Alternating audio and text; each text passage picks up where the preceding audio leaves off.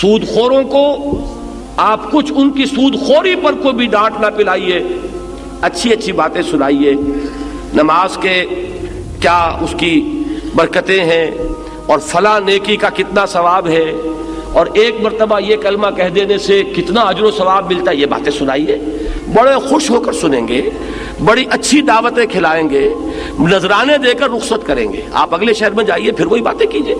یہ ہے واعظانہ انداز، معاذ اللہ ثم معاذ اللہ۔ نبوت کا انداز یہ نہیں ہے۔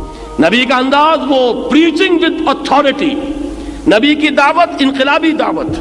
نبی کا قول کیا ہے؟ امرت لأعدل بینکم، اور یہی بات کہی تھی کس نے؟ ابو بکر صدیق نے رضی اللہ تعالی عنہ۔ جب نبی نے دین قائم کر دیا، اب خلافت کا نظام چل رہا ہے، بیعت خلافت ہوئی ابو بکر کے ہاتھ پر، تو جو پہلی تقریر کی ہے اس کے الفاظ یہ ہیں: اے مسلمانوں، تم میں سے ہر قوی میرے نزدیک ضعیف ہوگا جب تک کہ اسے حق وصول نہ کر دوں، اور ہر ضعیف قوی ہوگا جب تک کہ اسے اس کا حق دلوا نہ دوں۔ یہ حق دینا اور حق لینا، یہ ہے اس نظام کا اصل خاصہ۔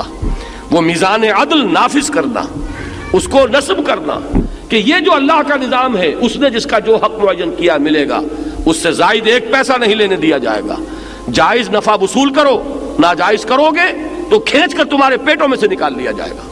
جب تک یہ انداز نہ ہو، وہ دین کی اقامت نہیں ہے، وہ پھر ایک واعظ ہے اور نصیحت ہے۔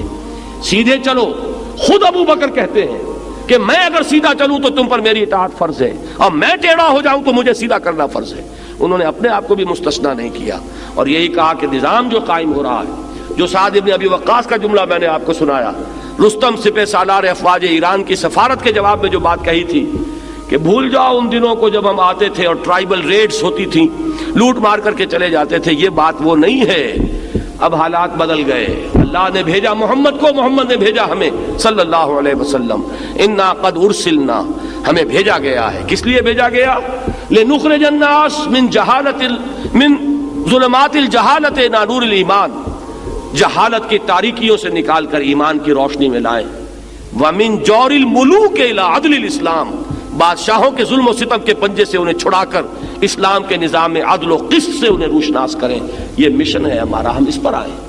معلوم ہوا کہ وہ دونوں پہلو ہیں، مذہبی تبلیغ بھی ہے، جبکہ کفر کے اندھیاروں سے نکال کر ایمان کی روشنی میں لانا ہے۔ انقلابی تبلیغ بھی ہے کہ وہ ظالمانہ استبداد کا نظام اور وہ جو استحصالی نظام ہے ان کو ختم کر کے اور اسلام کا دیا ہوا نظام میں عدل و قسط قائم کرنا۔